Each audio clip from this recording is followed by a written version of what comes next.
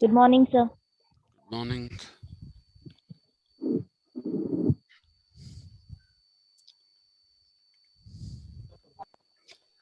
It'll be a good morning for me. I doubt if it'll be for you. So, It will be, sir. Don't worry.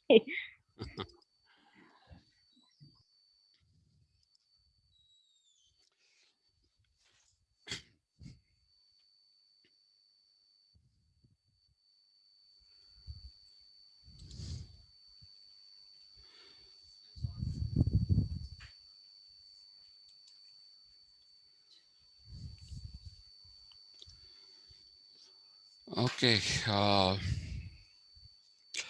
let's get started off. And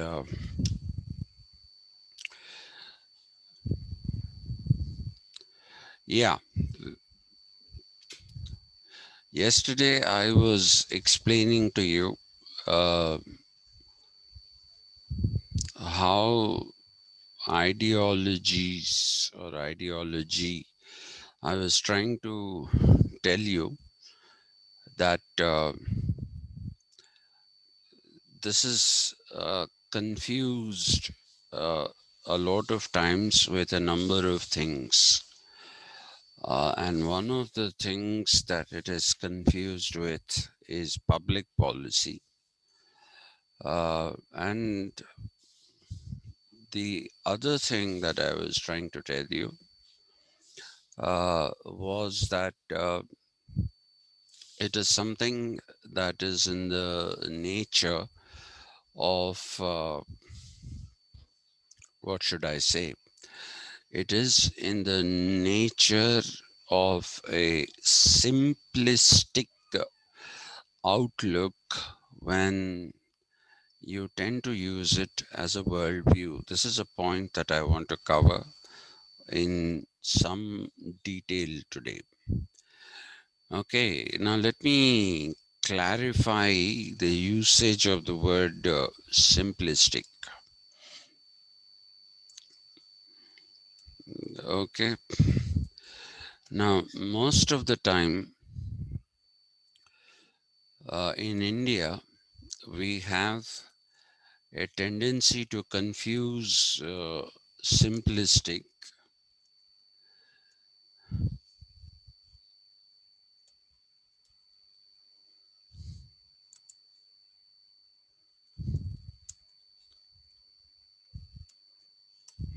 with simple. Okay, so people will say that so and so is, instead of saying simplistic, simple person, we say it's a so and so is a simplistic person, which is an incorrect usage. Simplistic, the actual definition of that will be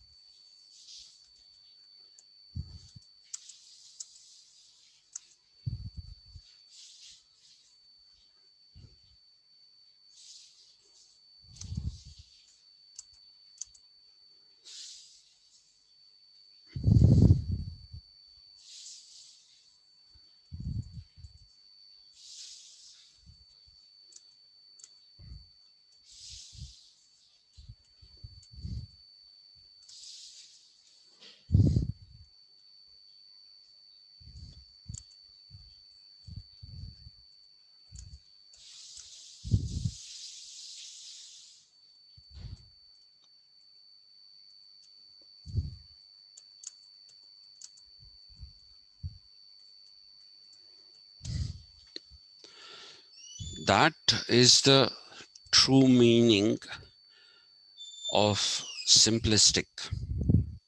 Okay, it means that when you reduce uh, a complex idea or a complex reality to something simple while explaining it in terms of interpretations and explanations, then that is what will be called simplistic. For example, when we talk about the dialectics in Hegel, okay, what most people do is that they give you this particular definition,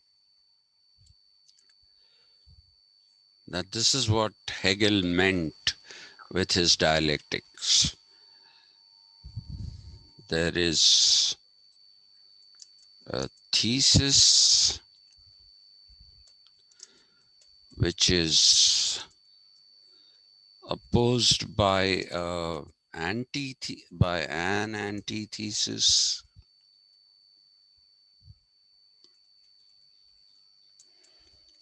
and the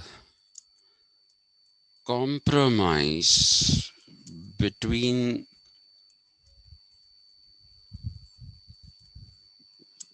the two is synthesis. Ah, we have a tendency to say synthesis for this. The actual pronunciation of the term is synthesis, not synthesis. Uh, Now, a thesis is a proposition.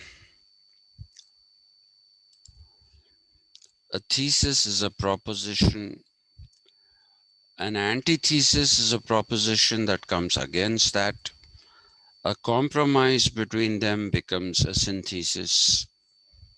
So please remember that when you buy cloth,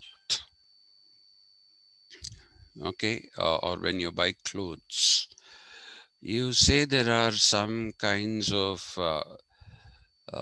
things which are synthetic, okay, synthetic um, or garments made of synthetic cloth. For example, terracotta, I don't know if it's used anymore. Uh, Terracotta was a synthetic thing because it was a combination of two things, terylene and cotton. Mm. Okay. Yeah, Akshay. Yeah. So that is the thing that we look at when we say it is a synthesis. Okay. Putting two things together makes it a synthesis. Hegel didn't have this idea of the dialectic at all. And if you look at the Hegelian dialectic, it's not in three steps. This thing that we are seeing is a definition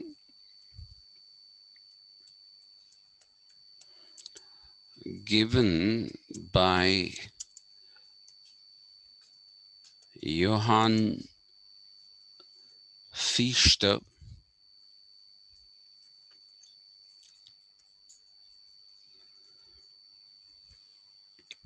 whereas the Hegelian dialectic is basically nothing but a series of negations from a probabilistic idea to the confirmation of that particular idea. And when you say that it is a confirmation of that particular idea, what it doesn't mean that you're confirming the idea as something as being true. Even establishing that the original probabilism that you associated with something is false is the confirmation of the reality And it is done only through rationality, as far as Hegel is concerned. Okay, so I keep giving one particular example to everyone. I think I did this to you also at one time when we were talking about Plato. Let me reiterate that here. Hegel would say that, a dialectic is something which is like this. You go out somewhere. Uh, where do youngsters go? Uh, Akshay has decided, let's say, to go to GVK1 mall because he wanted to go and see if there were any pretty girls around there. And since Akshay is an extremely handsome chap, in my mind, he is a very handsome chap. I've never seen him. And uh, so he says, let me go and see if there are some pretty girls in GVK1. It so happens that this is a bad day for Akshay. Instead of seeing pretty girls, he sees a fat fellow there who looks like his most disgusting teacher,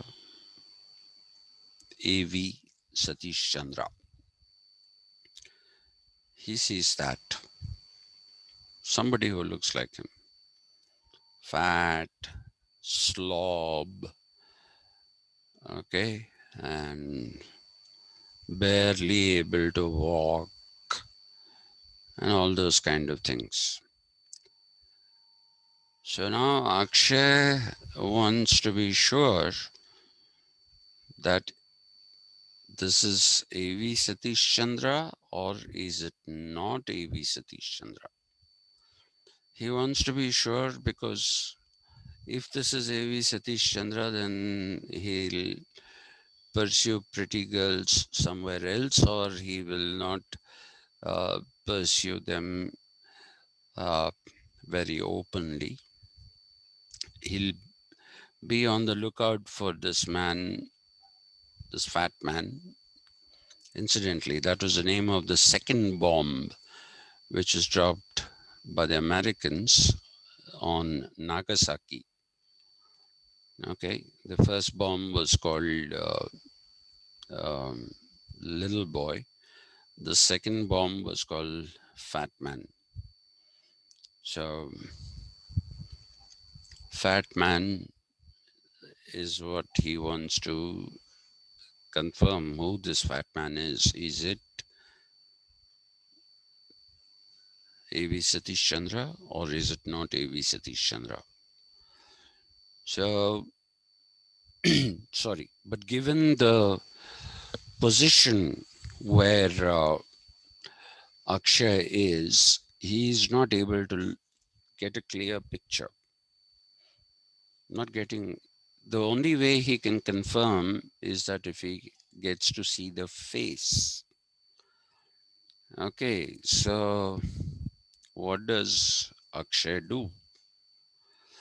Akshay says that I am on one level lower in the building than where this fat fellow is.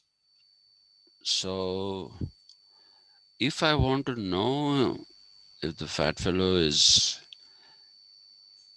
Satish Chandra, then I'd better go up and get nearer to him. So, that is the first step. First step towards confirming the doubt that exists. What is the doubt? Is this Satish Chandra or is it not? So Akshay comes up and still can't get a good view because crowds are milling. And in the meanwhile, this fat figure has moved a little more in another direction. So now he decides he'll go in the opposite direction in which he's moving to try and get a look at his face. So he changes direction and he goes. Now he goes in that particular direction where this man is moving, or rather, the direction in which the man is moving towards something. So he goes, he thinks if he can get to a certain point there, then he can get to see his face. So he gets there, changes direction and gets there. But the face is still not visible, and suddenly this fat man enters into one of the stores. So he decides that he'll walk up to the store and try to get to an angle, because they have a glass display. He'll get to an angle from where he can see this man inside, but hopefully the man inside cannot see him. So he tries to find that location, the vantage, which is what I was talking about yesterday. He tries to find an ideal location where he will not be seen, but he can see if the person there is the person that he suspects to be. So he finds that vantage point, and by finding this vantage point, what he does is that he gets to see the face of this fat man. And I don't want to have a sad ending to this story. So, in order to have a happy ending, Akshay realizes this fat man is somebody who looks like Satish Chandra, but Satish Chandra is not. This is not Satish Chandra. Looks like him, but he's not. So now Akshay is free to pursue girls. So that is the happy ending. Now, in this whole thing, you might be wondering, where is rationality? Okay. What is the negation and what is the rationality and what is the confirmation? So let's look at the steps. Step one, seeing a fat man and a rational idea striking you that this could be Satish Chandra. Step one.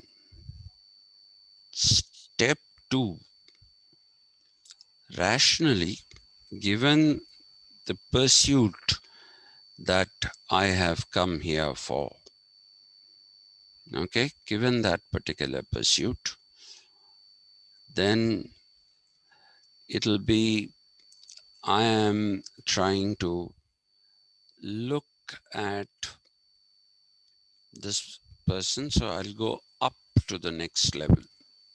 It's a rational decision because you're using your brains in order to establish that I have to go up there, I can't confirm it from here. Right? Now, when going up, and suddenly when you see, so that is the first negation. When you go up and you see that this person is moving in a direction opposite to what you thought will be the direction in which he'll move, then when you change your own direction of walking, that becomes the third step, which is a negation of the second step. Then you see that this man goes into the, uh, what should I say? This man goes into the shop. Now, let me go back to the third step. When he sees that this man is moving this way, he also rationally thinks and says, if I go the other way now, the way that I originally intended to go, I'm not going to be able to catch his face. So he decides to approach from another angle. That again is a rational decision, which negates his previous decision. Okay. And then when he goes there, he suddenly finds that this man, instead of continuing to move in the direction that he thought he would, he goes into a store. And this becomes the fourth step now, because he has to go towards the store. He rationally decides, because it's a rational decision. If I go towards the store, he sees that the store has a big glass. It doesn't have, it's not shut, as in, doesn't have a wall. So if I go and stand at a certain angle at that store, nearby that store, uh, because of it being made of glass, I'll be able to get the, uh, what should I say? I'll be able to get a look at this particular person. So he's using his brains. That's again rational. That's again rational. So he does that. And the final step is he gets to see the person. And when he gets to see the person, he finds out it is not the person that he thought it was. It is someone else. So that is a confirmation. A confirmation of what? The confirmation here is the removal of a doubt of what is the probability of this being Satish Chandra. Probability of this being Satish Chandra. Or if you want to use possibility, though I would prefer the word probable, because if it is possible, you then don't take it too seriously. Possible is it might, yeah, it is technically possible.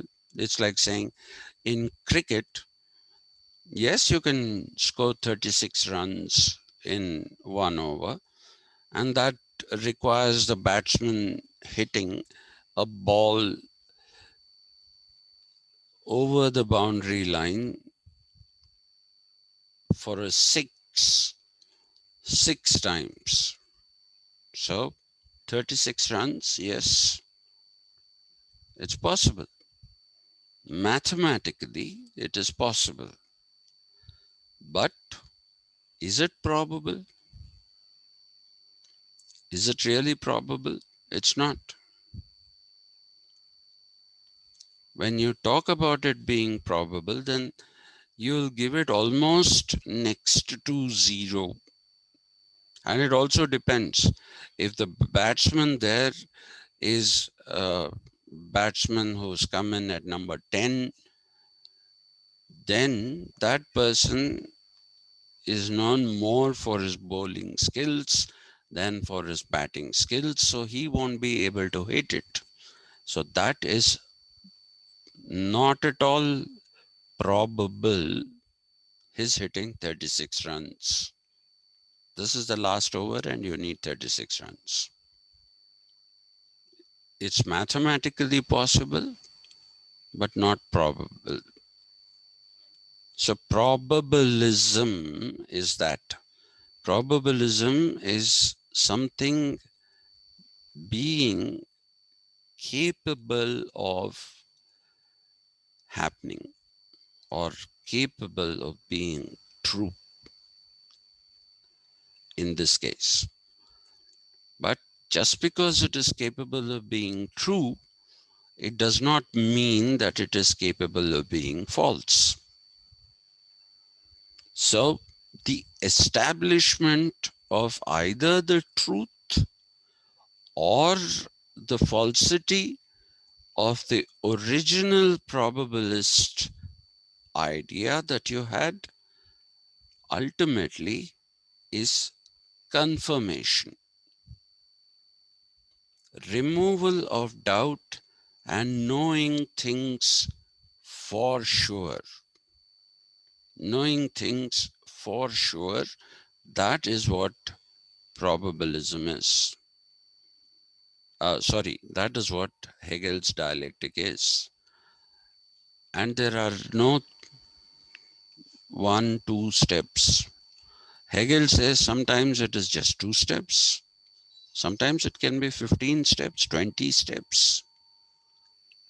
But what is there is that it is negation of the doubt that is there in one idea by another idea until such time that you arrive at the truth or falsity of that probability. That is how you have to understand the dialectic. And that is how you have to understand the vantage. The vantage, yesterday I gave you examples. The vantage is that the kind of example I gave you yesterday of a classroom. There you don't really, or a film theater about which seat you are getting. Forget the multiplexes. There you can choose your seats. Say single screen theaters.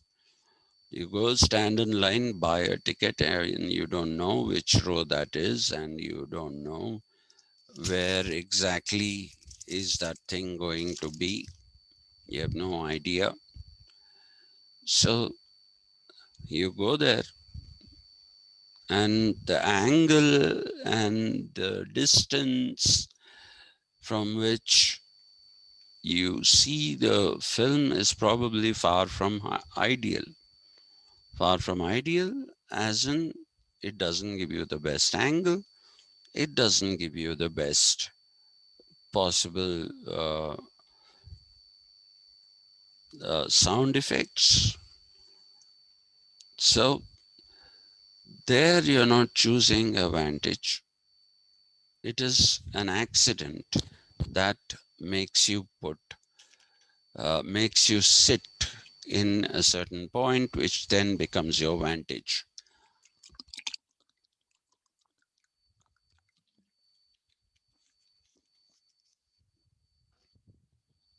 Now, what you need to understand is, philosophically speaking, when we talk about a vantage point, it is what we choose or how we choose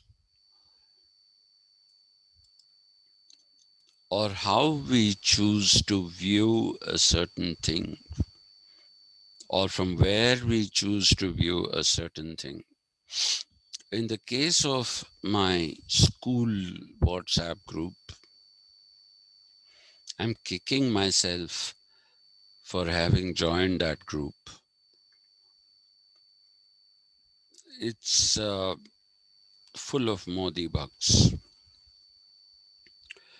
Okay, and the Modi bugs are singing praises of him every day.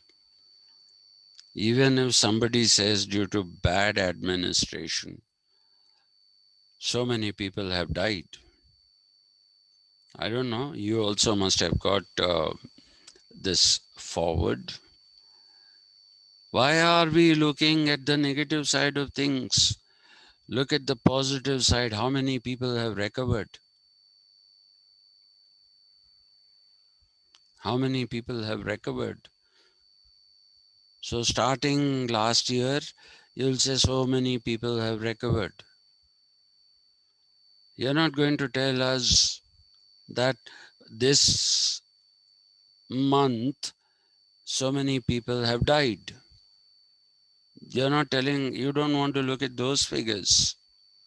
You want to look at how many people were recovering. So you choose the advantage where you want to keep projecting the Modi government as an effective uh, government that is doing wonderful things. So what if these many people have died? These many people have recovered.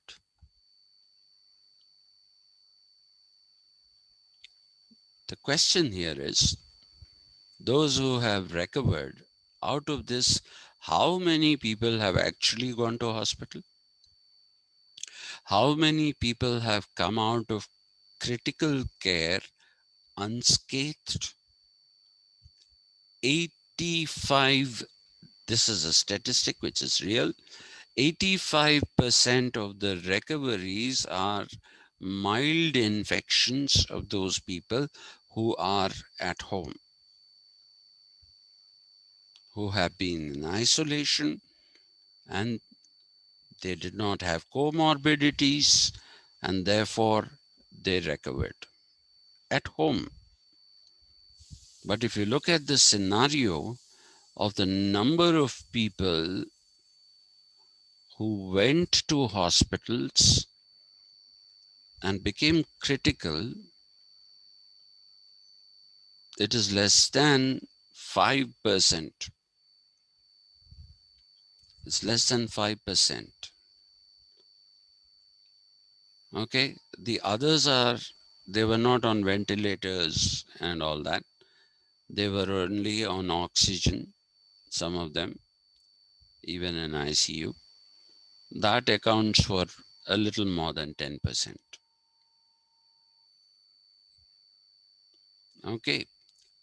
So you, this is a, you have just decided that Modi can do no wrong.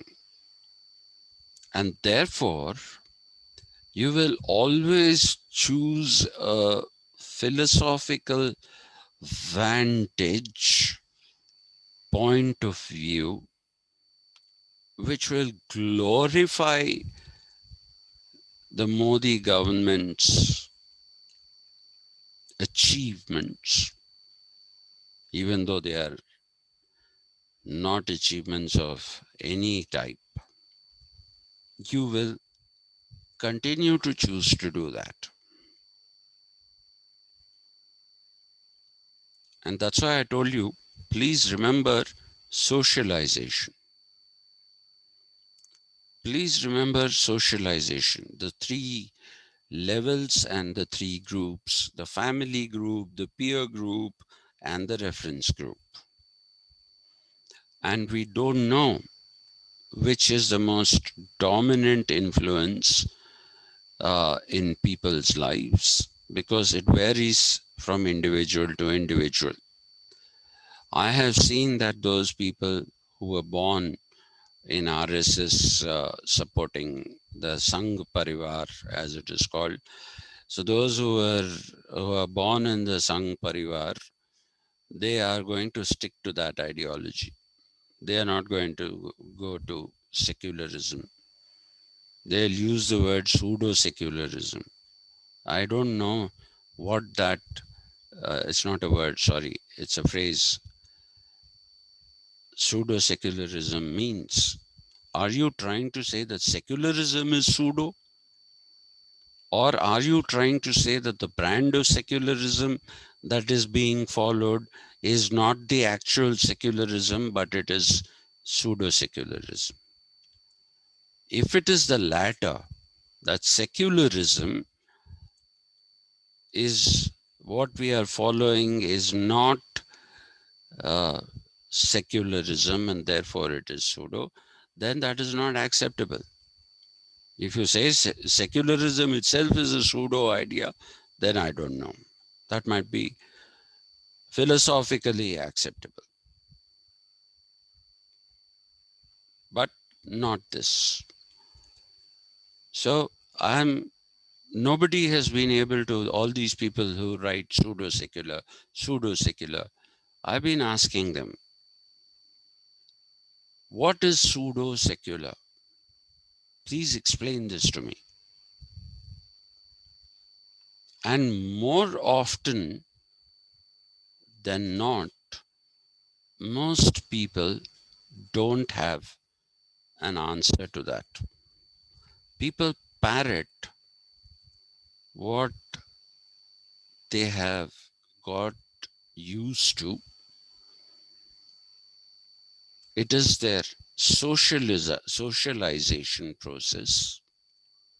If they have been traditionally born in an RSS kind of family, they'll continue to be that. They'll believe in Hindu Rashtra, Hindutva, which is a Savarkar coinage. And why is he called Veer Savarkar? What did he do? You say Veer Bhagat Singh, I can understand. I can understand.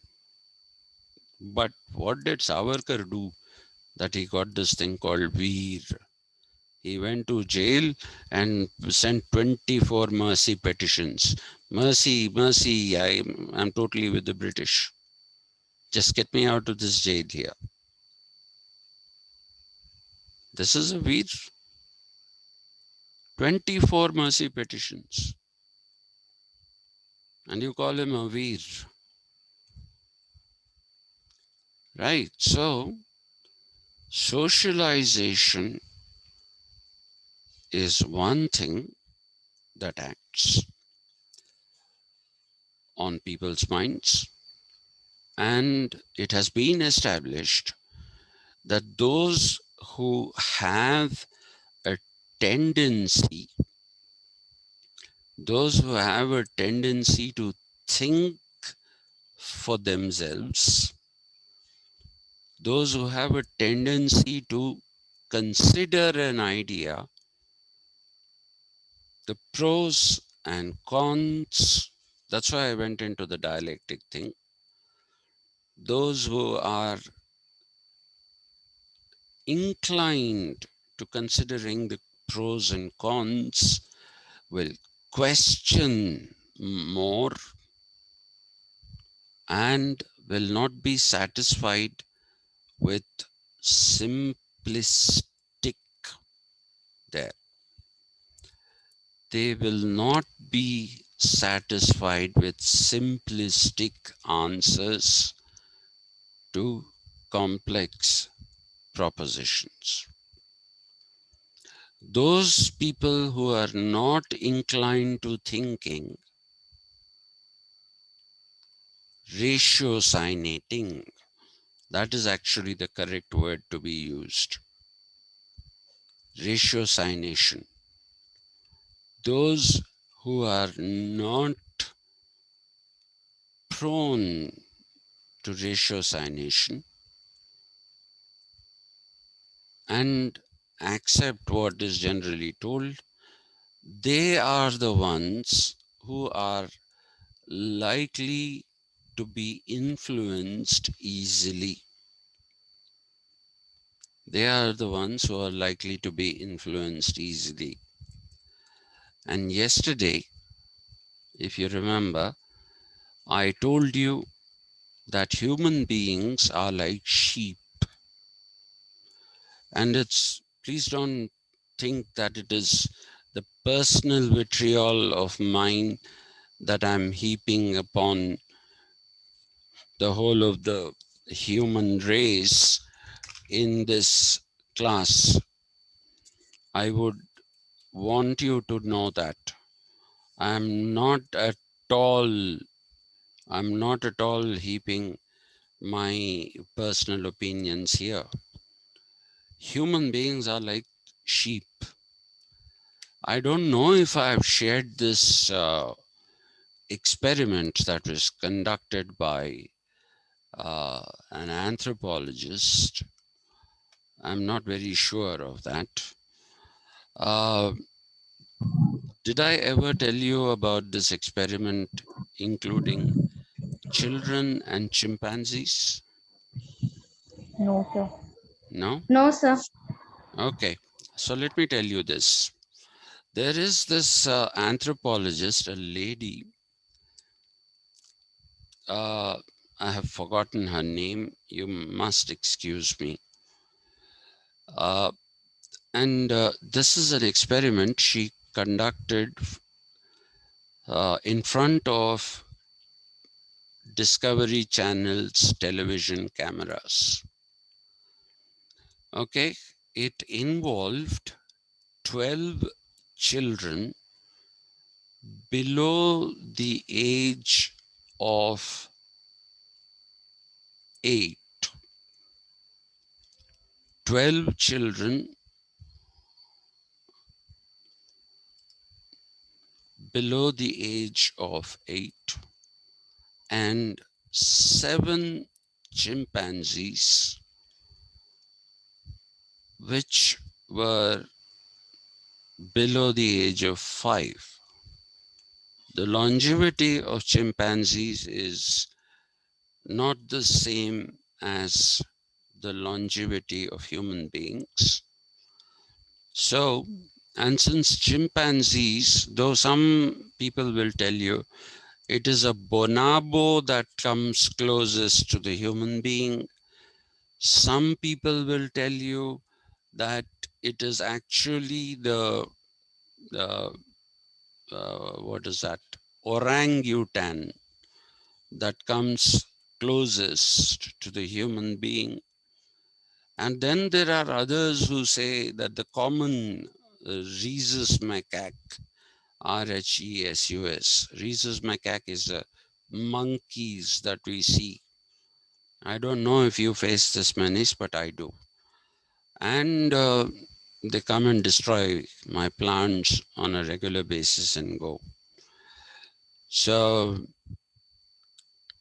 they say that there is a rhesus factor even in our blood grouping. So they say we are closer to them. But the general agreement is that we are closest to chimpanzees because we share 98.2% of our DNA with a chimpanzee. Okay, so that is the reason why, from among all the great apes, people say we are closest. Our closest relatives are chimpanzees. So this anthropologist, she made a calculation, and the calculation she made was that which uh, factored in the maturity of the mind of the human child and the chimpanzee, not a fully grown chimpanzee. So she matured that and she said below the age of 5, chimpanzee is more or less mentally like a child who's around the age of 8. So 12 children and 7 chimpanzees. What is the experiment? Well, she put what appeared to be boxes and covered the boxes with black paper. So there's a bigger box at the bottom, slightly smaller box at the top, and both of them are covered in black paper. She had a small stick. She told first, she asked the human children, she asked them and said, she called them and one by one, and she said, there is a toffee inside. Okay. And if you have to get that toffee, what do you have to do? So she showed a procedure. You first had to hit the top of the upper box with the stick. Then you had to hit both the sides with the stick of the upper box. And then you had to hit the sides of the lower box. And there is a small aperture. And then you push the stick. The aperture opens and you get your toffee. This is what she told. Every one of the children followed her instructions to a T. They followed them perfectly and took their toffee. Then she brought the chimpanzees, which were watching all this anyway. So she gave the stick to the chimpanzees. And what do the chimpanzees do? They do the same thing. Okay, the same ritual. And they also take a toffee. All the 7 chimpanzees. And as a next step of the experiment, what did she do? She took off the black paper, and what do you see underneath? You see glass boxes. They are made of glass. Okay, now you can see. Then she called the human beings, the children of human beings, without saying anything, gave them the stick. One after another, all the 12 children come, do the same ritual, take the chocolate or toffee, whatever is inside. They take that. Okay. They, every one of them without fail, every one of them without fail goes through that same thing of tapping top, this side, and then reaching out for the toffee, even though the black paper is now removed. And after the children have taken their toffees, then she called in the chimps and gave them the stick. And what did the chimps do? They went straight for the aperture. They went straight for the aperture and grabbed hold of the toffee. Not one chimp did this. Not one. All the 7 chimpanzees went straight for the toffee. Now, this anthropologist, I wish I had remembered her name. I really wish I had remembered her name. Uh, she says that this behavior that was seen indicates why the human race is so successful. It is successful because people do a lot of things unquestioningly. People do a lot of things unquestioningly. People don't need to be brainwashed. That is a conclusion. We say, people are brainwashed. It isn't like that. She says that human beings have been a successful species because they jump onto the bandwagon. Sir, Yeah. so because they were children, maybe they did not have that thinking capacity, right? So had this been performed or just any other case, if they have been adults, maybe questions would have come, right? Because children are like that, they do follow No, what's but the being done. chimps children didn't, did they? They are also children. The chimps children didn't follow.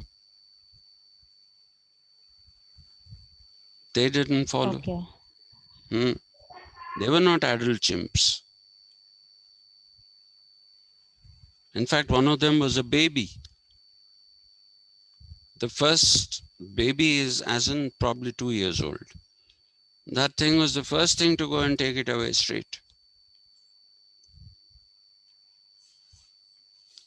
So she establishes a reason for solidarity. And she says solidarity gets built, the positive side of human society. The solidarity gets built because we follow rules.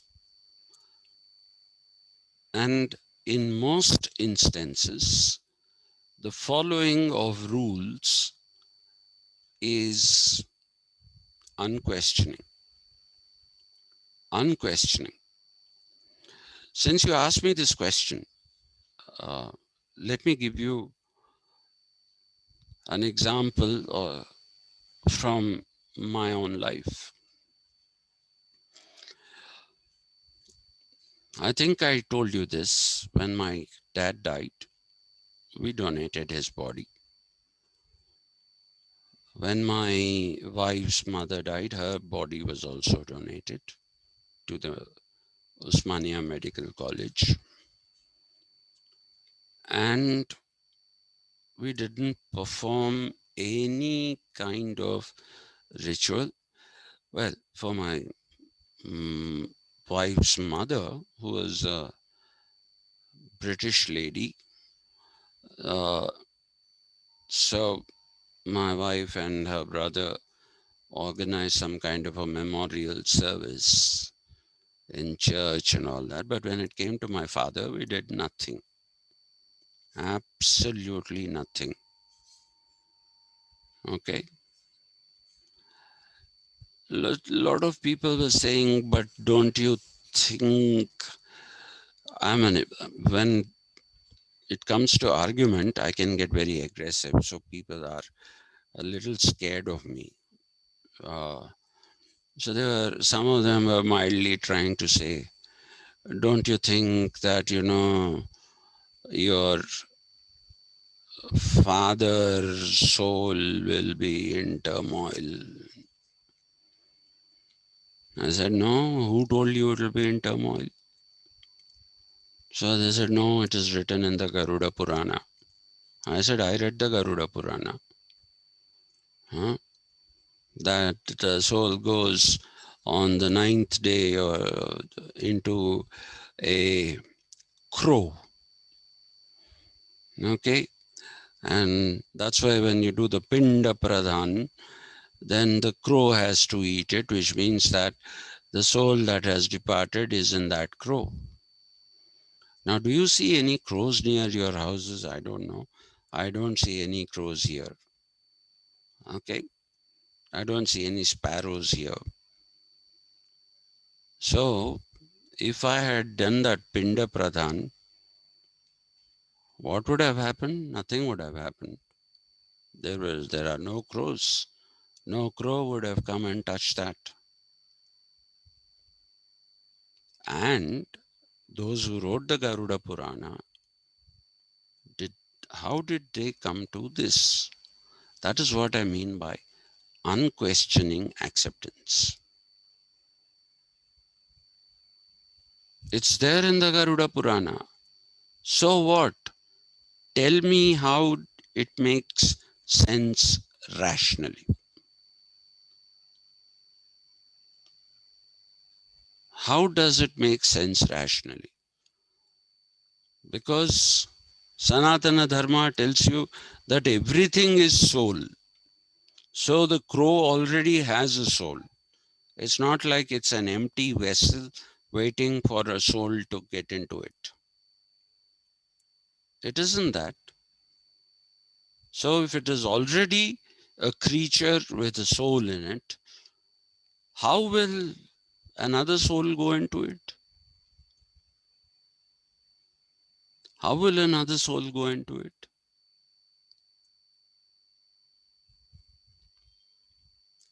So there are certain things about the Vedas and all which are good, which should be accepted, but there are also various things which need to be questioned. One of So, yes, one day you told even superstitions have some rational. they superstitions have not rationality, but they have a rationale. It is a justification. Superstitions have a rationale, which is a justification. Recently, my mother's brother died. Now, for whatever reasons, my mother was not in a condition to go and see to go and see his wife on some ninth day or 10th day. They had to go and see. My mother was not in a position, and I wasn't keen on sending her because there would be a large gathering, and I didn't want to expose her to all that. Now, what has happened is that uh, we have been told that since you didn't come on that particular day, you have to come only in the third month. Okay? If you missed seeing this lady on that particular day, then you have to come only in the third month. And when my father died, people were telling us, see, please come and visit us in, telling my mother, come and visit us in the third month. You have to stay one day in this house. Why? I told my mother, you're not going anywhere. You're staying here. I'm not sending you anywhere. I'm not taking you anywhere. What is this thing that you have to go and sleep one night in your brother's house? One night you have to sleep in your uncle's house. What rubbish is this? We didn't follow any of those things. We didn't.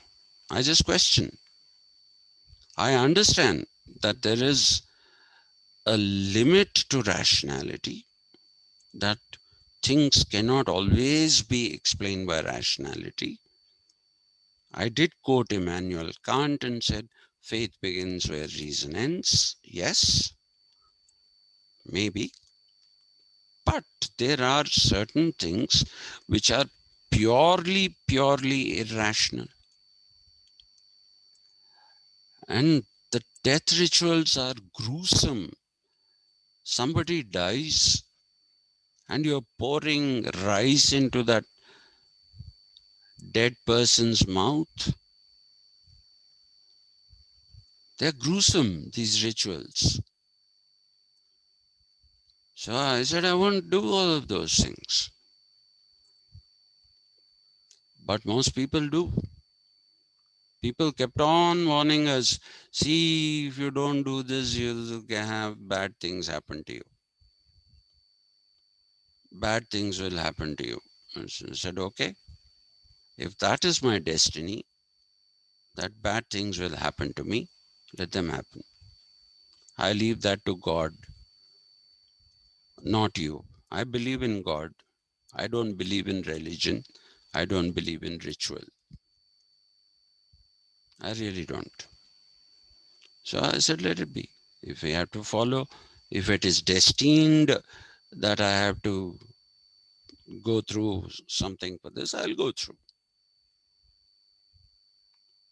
Now, what I'm trying to tell you here, to get back to this, when I say sheep, what happens with sheep is whatever the leading sheep does is what the rest of the pack or whatever a group of sheep are called. Okay, so experiments were conducted where, one sheep was pushed off a cliff, and an entire group of sheep jumped. They jumped. That is how Nazism became a successful ideology, because we accept things. Could Hitler have become a dictator if people didn't accept his leadership? Could Hitler have put Jews in gas chambers if the rest of the Germans didn't agree to that? Could he have had horrible people like Reinhard Heydrich, who committed humanitarian crimes or crimes against humanity in Nazi occupied territory? Would you have had a Joseph, the German pronunciation for Joseph, Joseph Mengele, Mengele, Mengele, who earned himself the title, let me put his name, you should know this particular man.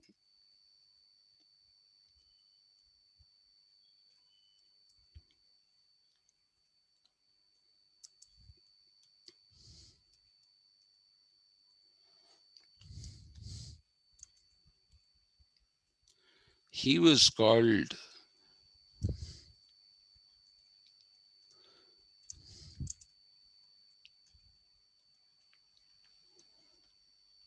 Butcher of Lyon.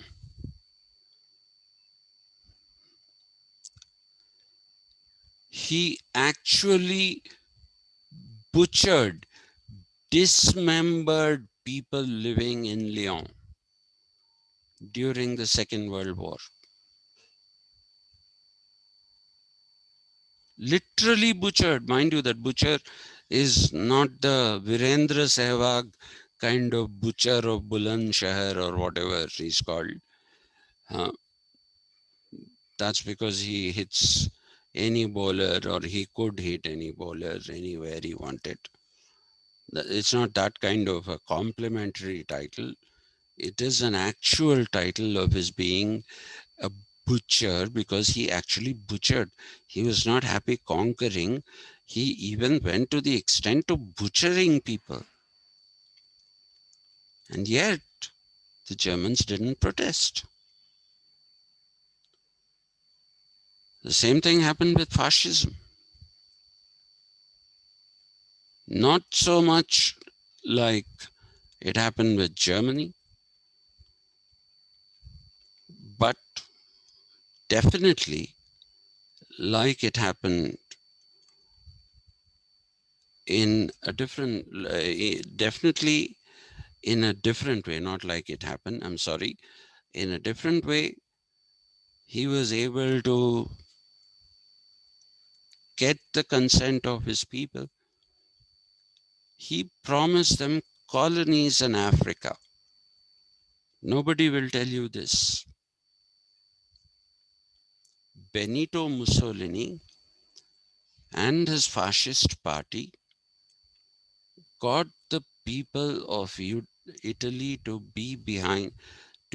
get behind them and follow them, because he said, if we stand together, we can take away colonies in Africa from the British and from the French.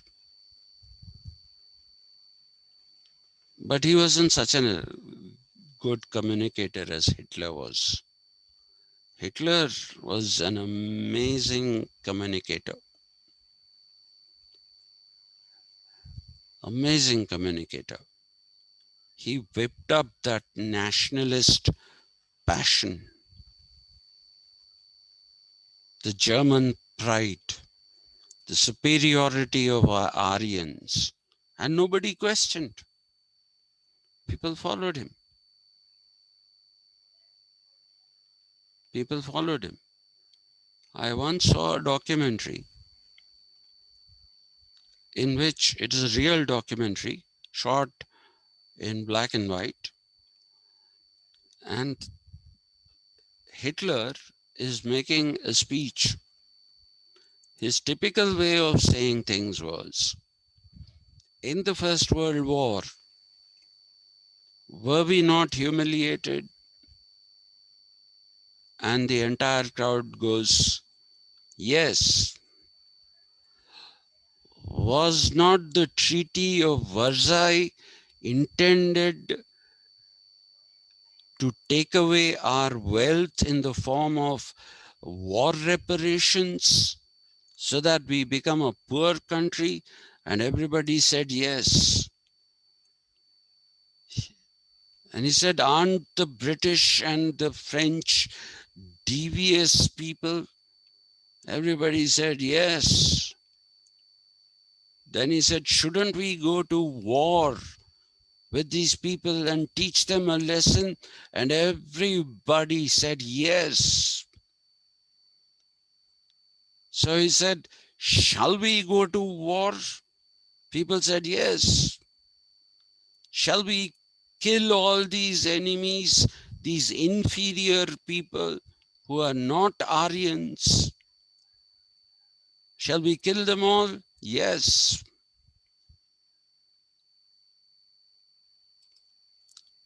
So that is how you have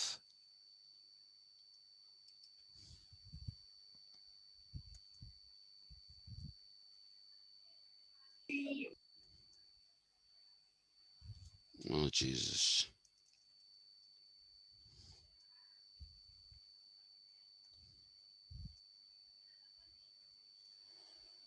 Ideologues. Ideologues have nothing to do with ideology. That is a point I'm trying to make. Ideologues are those who present, they present an idea to the people and manipulate them into accepting that particular idea. These are ideologues. And Hitler was the best example, absolutely the best example of an ideologue. Okay. And you will also see that ideologues have always been the people who have led a country. Ideologues have been the ones who have led a country. Manmohan Singh was an excellent prime minister, but he is not an ideologue. So people think he was, what prime minister was he? Because he didn't communicate. The kind of things he did, if I don't know if you know this by the way, but what Narendra Modi is doing is following the exact same strategy of Hitler, including radio broadcasts. And if you listen to him, he says nothing. He says nothing. It's vacuous. His speeches are vacuous. There is no content in them except the promotion of himself. And through his personality, the BJP party. So he's an ideologue. He's an ideologue. Modi is an ideologue. Probably the first ideologue prime minister of this country. Probably. Indira Gandhi was not an ideologue. She wasn't. She did a lot of things. Some of them good, some of them bad, but not, she was not an ideologue. The tragedy of this country is the two greatest leaders after Nehru, P.V. Narasimha Rao and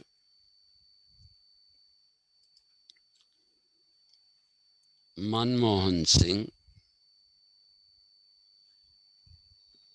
They were two great leaders.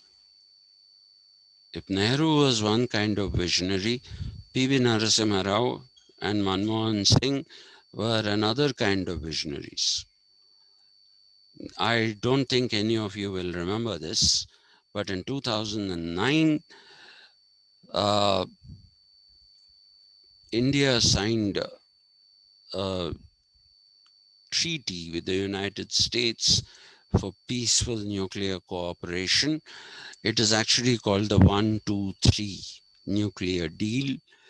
The reason why it's called the 123 nuclear deal is that in the foreign policy document of how to stop the spread of nuclear technology, clauses 1, 2, and 3 of this document of America, okay, they are there to tell how to stop the proliferation of the nuclear technology.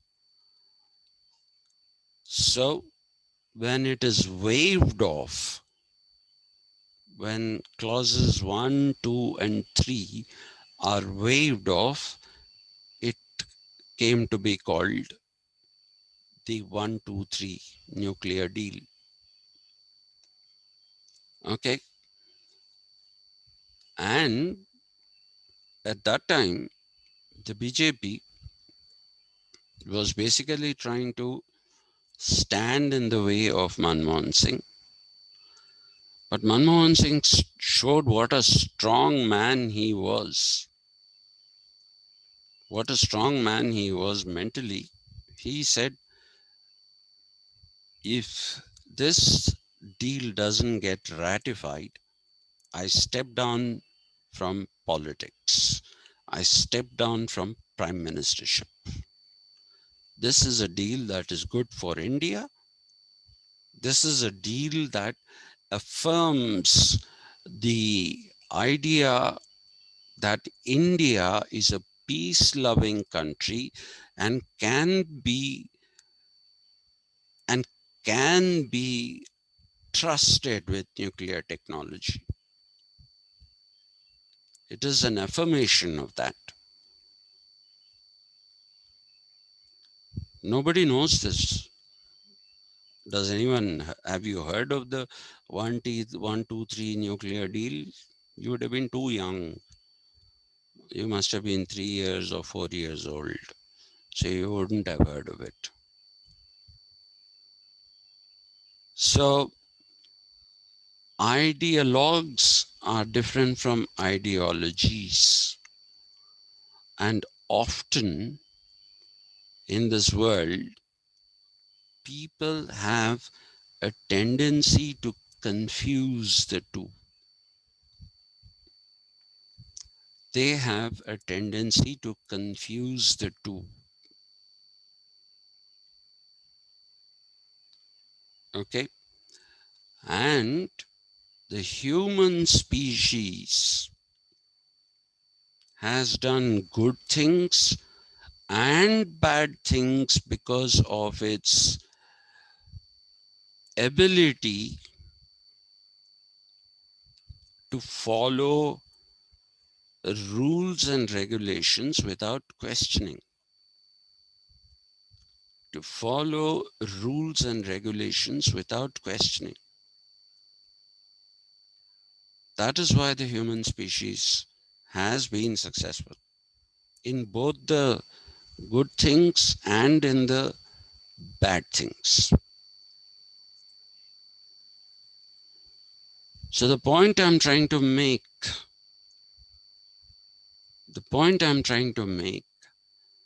is that if you look at the whole idea of an ideology, it is not a simple idea.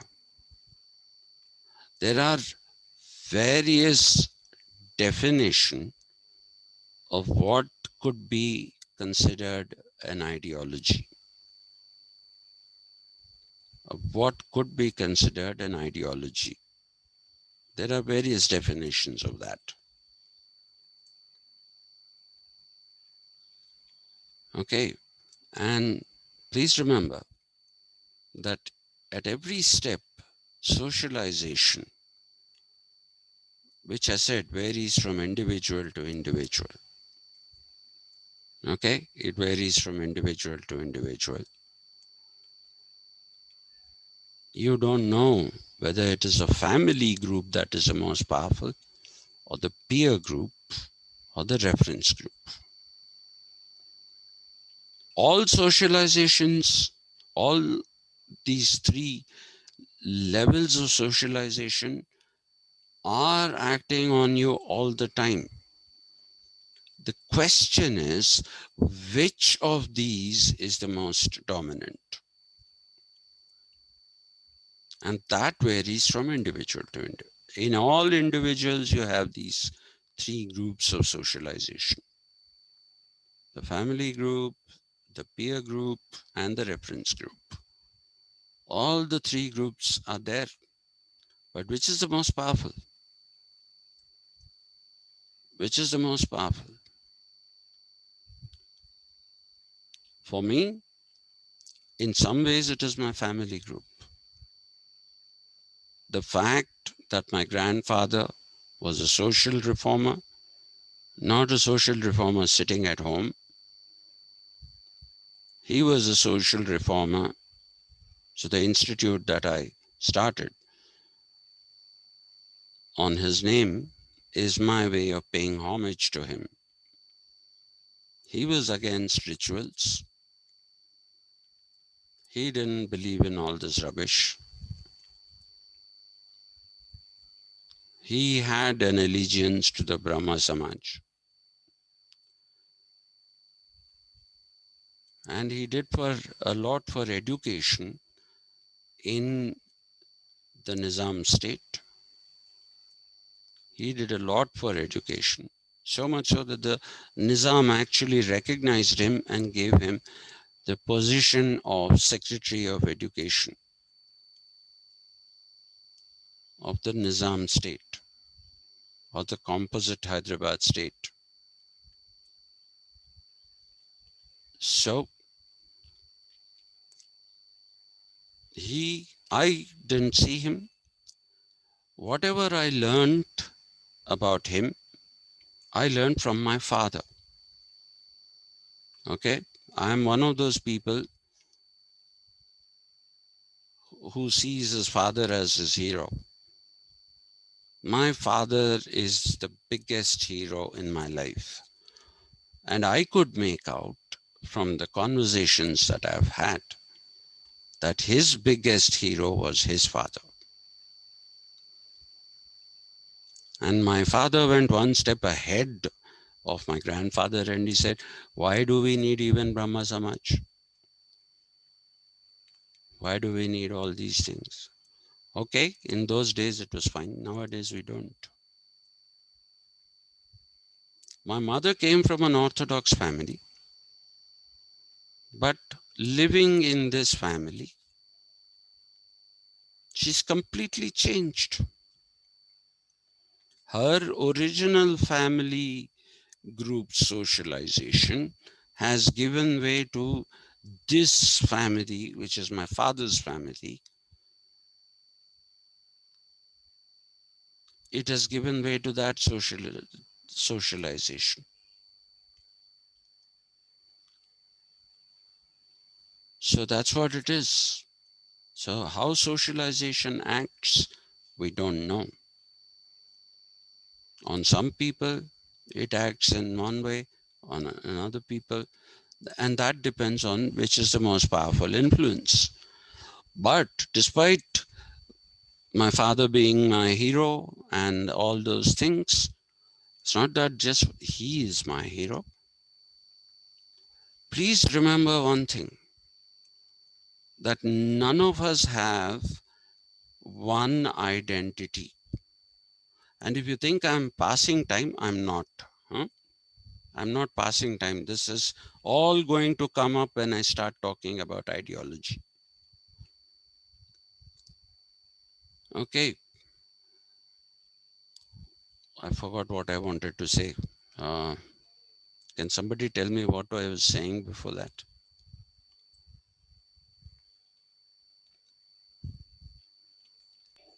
Uh, so that his father was not only your hero, some others were also. Yes, thank you.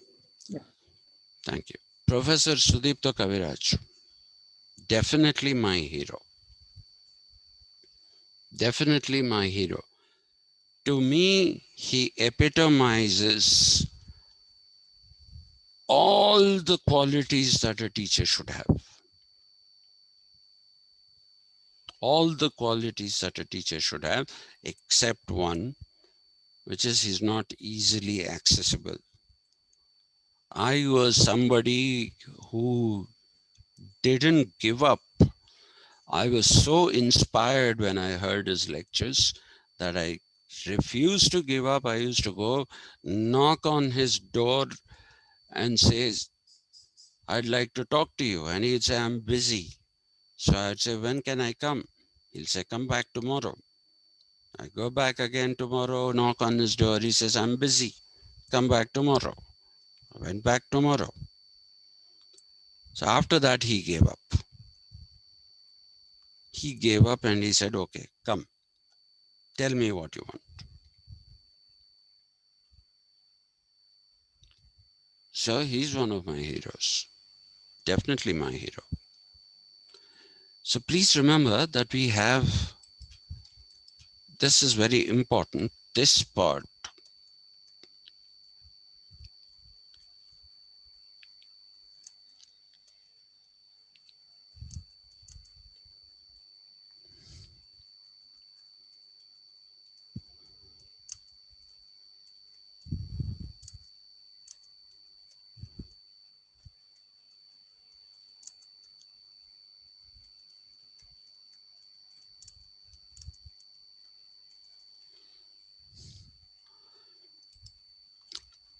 The three sources, that's why I'm calling it multiple, and they lead to multiple identities. By that, please don't confuse it with the psychological thing, which is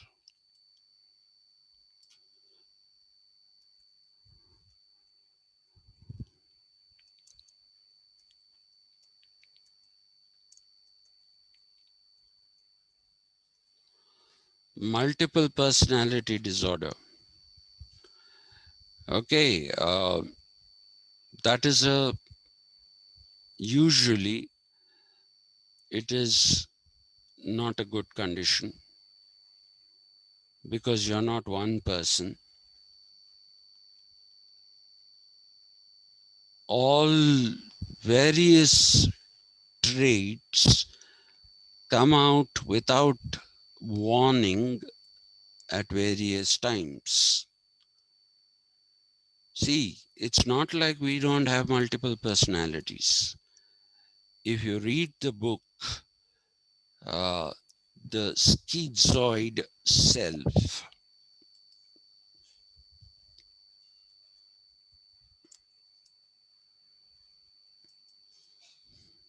hmm,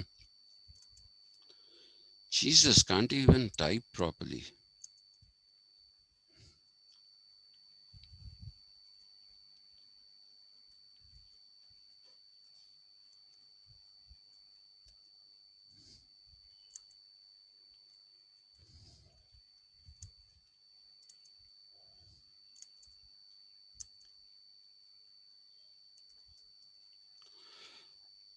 Can you see that it is Laing? Yes, sir. Yes, Yes, sir. yes. Yeah, okay. If you can get your hands on this book, somebody has knocked off my copy. Okay, the Schizoid Self basically tells you that we have not just one personality. He is a psychiatrist. Ronnie Ling is his name. Ronald Ling. Everybody used to call him Ronnie Ling. Uh, R.D. Ling basically argues that we learn through the process of socialization to suppress the other personalities and present a picture of consistency. You will not, your mind,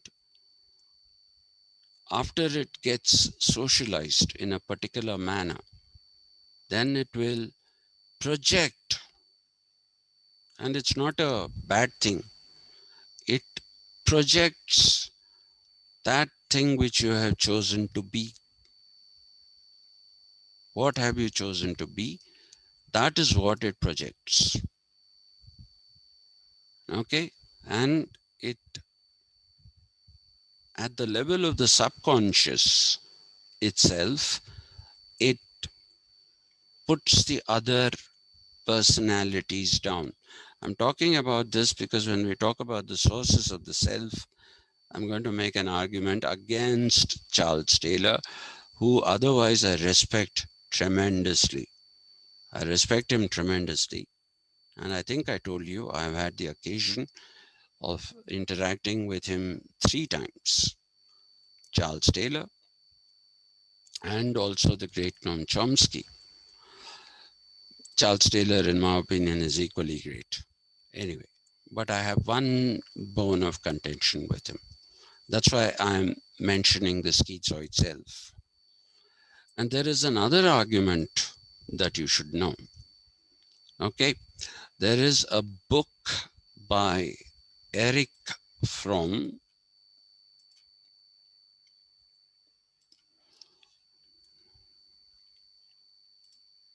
I think I can get rid of this. This.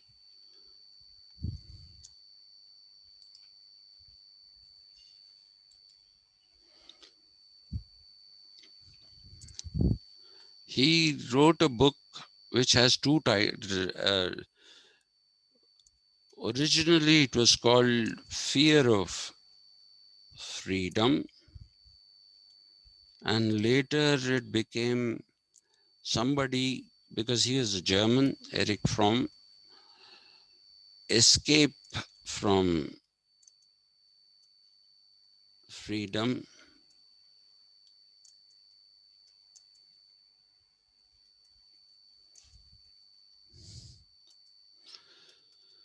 He's somebody who's associated with the critical theory school,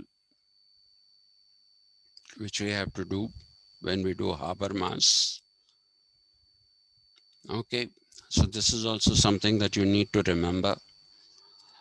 He, along with Herbert Marcuse, okay, along with Herbert Marcuse,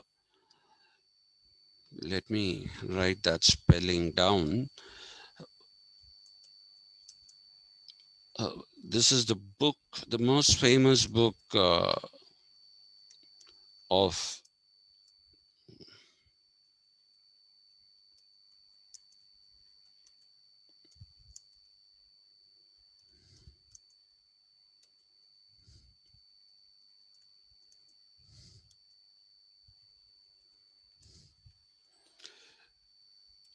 he's also considered to be a critical theorist. They both use psychology. Okay, they both use psychology in conjunction with Marxism to expose the weaknesses of Marxist theory. Okay, the weaknesses of the theory, not they said that the revolution never happened because of the fact that there are internal deficiencies in the theory of Marx. But that is not what I'm trying to tell you. What does Fromm mean when he says fear of freedom and escape from freedom?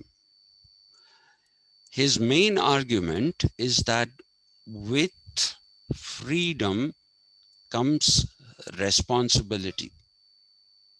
So I gave you an example the other day of myself. I told you that my father never interfered in my choice of what I wanted to study. My mother used to try and interfere, and he used to say, no, let him do what he wants. But he put a caveat, and the caveat was, I don't have money to give you. I don't have a fortune on which you can live. You'll have to start earning. You'll have to start fending for yourself. So I can educate you. I can educate you, but beyond that, I cannot do anything. That's what he said. So he said, please, whatever you're choosing to study, make sure that it is an employable field. The only time he actually said something to me which contradicted what I wanted to do. I wanted to do political science. He said, why don't you do English literature? Because if you do English, then there are more lecturer jobs with that. So you'll get a job somewhere. more easily with English literature than you would get with political science. But I stuck to my guns and he didn't argue too much. All that he said was, this is your decision. Take the responsibility for the consequences of this decision. Because this is your decision, you have nobody to blame. If things go well, fine. If things go wrong, then remember you should have the courage to accept that you have taken a wrong decision. That is what he told me. And that is exactly what, when you are given freedom, when you are allowed to do what you want to do, it's not just the freedom that comes. Eric Fromm says responsibility also comes. When freedom is given to you, there is also a responsibility attached to it. If somebody says, I'll give you full freedom, become the vice chancellor. I don't have any such desire, please. Uh, become the vice chancellor of OU and carry out whatever reforms. People are telling you that they're giving you full freedom, to free hand, as they would say. But they're also telling you implicitly that this mandate is being given to you for a reason, and therefore you have to fulfill the mandate. The responsibility of reforming the university is the reason why you are getting full freedom without somebody interfering. So it is actually responsibility which is primary and freedom is secondary. Okay? It is the responsibility that becomes primary. Then it is a freedom. So he says human beings prefer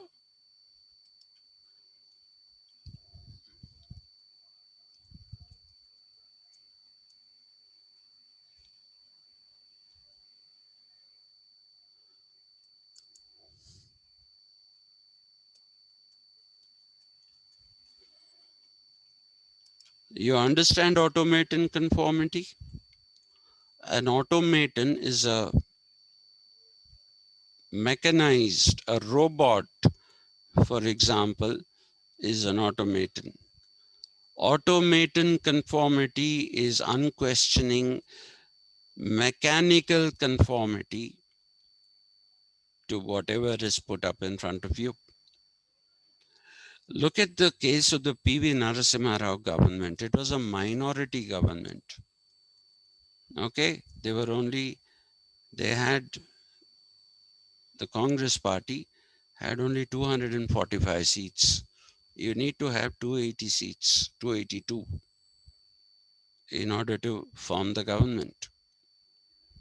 Then these people said, we'll get some other support from here and there. Okay, whether that happened or not is a different issue. But what is important is nobody said this is a minority government. Nobody passed a no confidence motion. Why? Because that was an hour of crisis. We had 2 weeks of foreign reserves, after which we would have gone bankrupt, we would have no money. Our money would have gone to those levels of inflation like 1,500% and 2,000%. It would have gone there. So nobody staked a claim because they knew if they stake a claim and they say we'll form a government, then the responsibility of taking care of this crumpled crumbled economy is going to come onto us. So nobody challenged him. Even when the Babri Masjid was destroyed, nobody challenged him. So fear of freedom, and we try to escape from freedom because responsibility is tagged with freedom.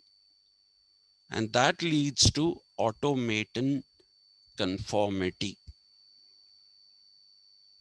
according to Eric Fromm.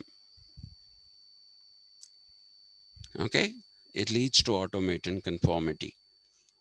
In One Dimensional Man, Herbert Marcuse says that people become more and more unidimensional. And therefore, he said, as long as people have something to lose, they will not become revolutionaries. When he talked about Marx, he said they will not become revolutionaries because they have this fear that if we take part in a revolution, the rich don't want to take part in a revolution anyway because they are rich and they want to continue to have that privileged position. But the middle class, this middle class is the one which has something to lose. So which is the class that has nothing to lose? He said even the working class, the blue-collared workers, they will be afraid that they'll lose whatever little livelihoods they have. They will lose their whatever little livelihood they have. So they also don't have revolutionary potential. It is in that context that he talks about one-dimensional man, self-preservation. Okay, so when he talks of one-dimensional man, he identified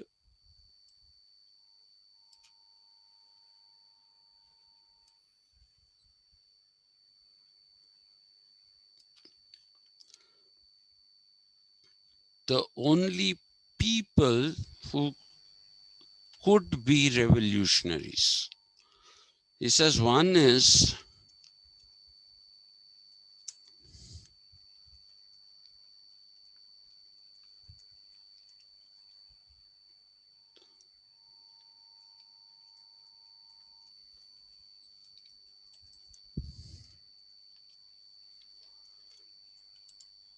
the second is students. Do you know what lumpen proletariat means? Okay, Proletariat means working class. sorry? Proletariat means working class. No, I didn't get that. Proletariat means working class. That is true. What is lumpen? Unemployed. Unemployed and antisocial because of their lack of employment. The proletariat that has got unemployed, the working class, it turns lumpen because of the fact that they have nothing to lose and everything to gain. So they can be revolutionaries. And students, he said, are not as strong structure of candidates like the lumpen proletariat, but students do have the potential to be a part of a revolution because they are at an age where they are open to new ideas and they believe that they can change the world. And if you look at what happened in France in the late 1960s, middle to late 1960s, first of all, the 1960s was what was called the flower power generation. Okay, they did not believe in arms race, they didn't want all weaponization. But in French universities, students became they came under the influence of Mao Zedong's philosophy, his form of Marxism. And there is this filmmaker called Jean-Luc, Jean, Jean-Luc Godard, Godard.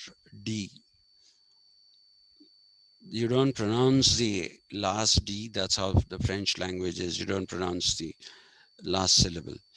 So Jean-Luc Godard.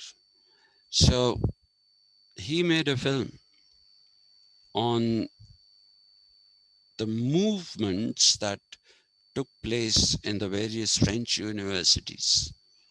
So that actually bails Marcuse's, he bails him out in the sense that it proved him right.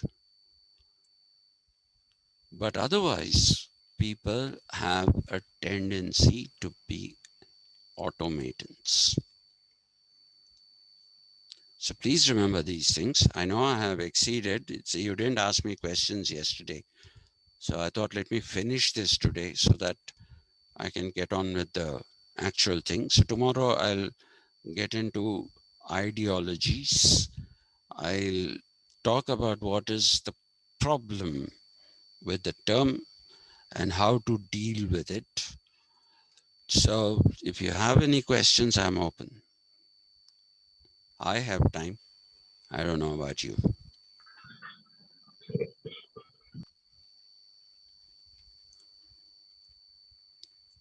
Really? Nobody has questions. I must be the biggest idiot on the face of the earth. Hmm?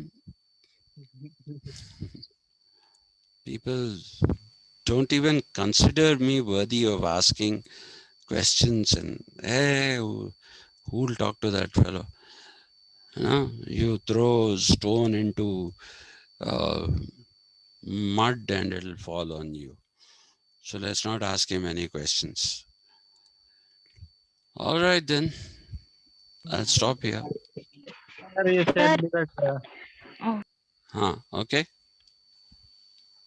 I'm hearing. Akshay first, Rachna later. you said that with the you forgot the name of the anthropologist. Huh. Her name is Jane Goodall. No, Is no, it? no. Jane Goodall worked with chimpanzees. Okay. But this lady was a very young lady. She must have been in her 30s. Uh, Jane Goodall is a legend. I will not forget her name.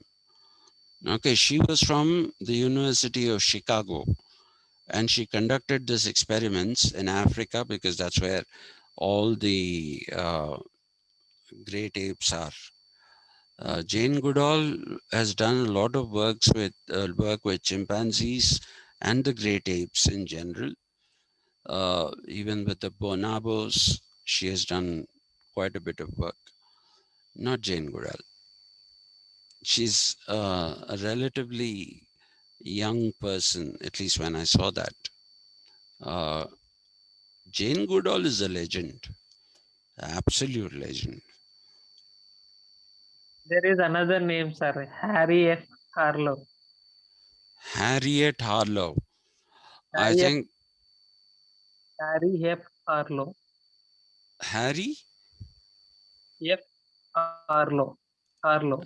No, that's a male. Harry is a male. So it's not her. It's, let me see if I can recollect it. Okay, the more I pressure myself into recollecting, the more I bumble around. and not get to the answer. So let me try and get her name, remember her name in peace. Let's see. Yes, Rachna, if you're done, Akshay, I'll ask Rachna to ask a question. Sir, who are the Aryans and where their origin? That is a very, very big question you're asking me. Uh, the Aryans, according to the right-wing historians, are those who have taken their birth here along the banks of the river Saraswati. That's what the right-wing historians tell you. But the generally accepted theory, and with good reason, I say with good reason, is that they are people who came into India through the Central Asian region. Now, where did they originate is a different question. Some people say they originated in the plains of Hungary, but they came in small bands, is what uh, people like Romila Thapar, the famous historian, she claims that they came from the Central Asian region, but it is not, their origin is not there. It must have been somewhere else, Hungary, wherever. And if you read the Rig Veda, for example, you will see that the Rig Veda describes the geography that is identified with now what is called the Khurasan region. The Khurasan region is the region in between Iran and Afghanistan. Okay, so it describes uh, that particular region, the Rig Veda. It also describes the, what should we say, the region which is Afghanistan. And if you keep going chronologically, the Samaveda is a rehashing of the Rig Veda. The Samaveda is Rig Veda put to verse. It is a metered thing, so that's why it's called the Veda of music. It only has 70 new shlokas compared to the Rig Veda. Otherwise, it's mainly the Rig Veda. The fourth Veda, which is the Atharvana Veda, not Atharveda as people say, it is Atharvana Veda. This is set in the Indo-Gangetic plain.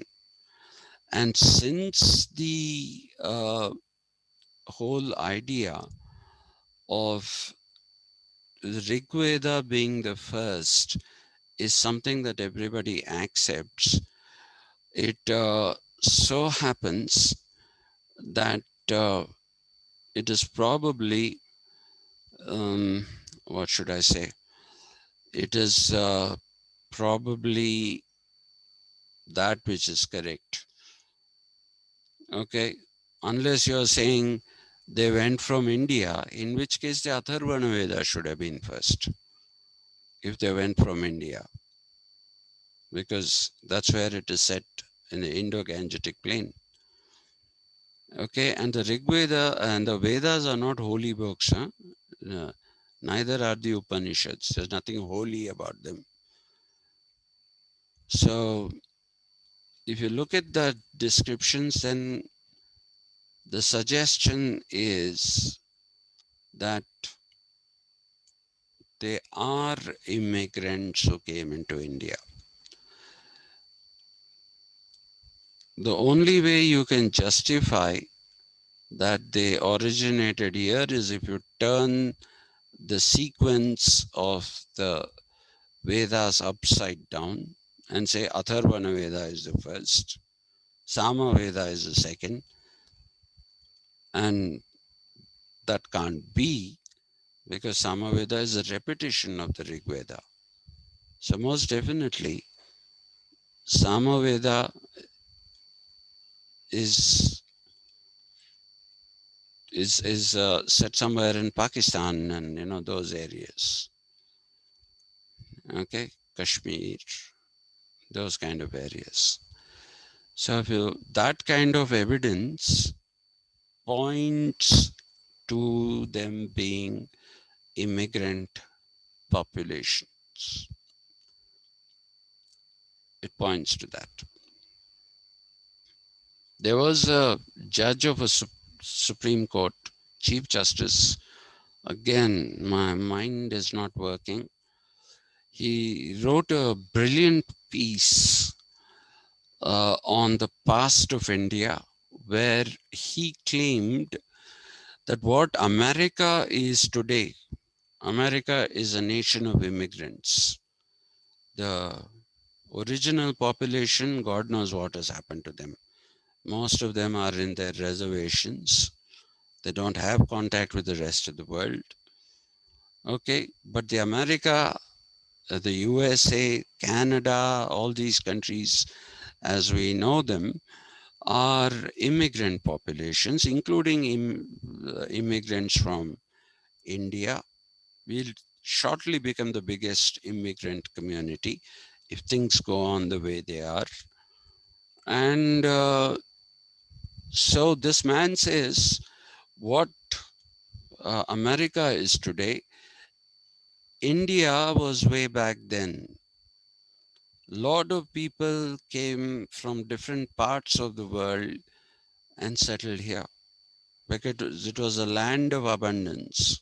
About that, there's no doubt that it was a land of abundance, and therefore it was and that is the reason why people go to America, isn't it? You'll get more money. Uh, so that is how, and I think that is a very valid argument. That's why I don't believe in the sons of the soil kind of thing. Okay, and if you actually read Rabindranath Tagore, he didn't even want nationalism. He wanted a world order, which is what Nehru also wanted, a world order, because he said all human beings are one. But Tagore was the person who said that first. He said, why are we caught with this petty concept of nationalism? So I hope I have answered your question vaguely, but I hope I have. I tend to believe that the Aryans came as immigrants. That is my belief. Yes, sir. Even Periyar used to this say same thing. Yes, Yes, no. yes. Periyar said the same thing. You're right. Hmm. Mm. You're very interesting, Rachna. You know a lot of things. Hmm? Hmm.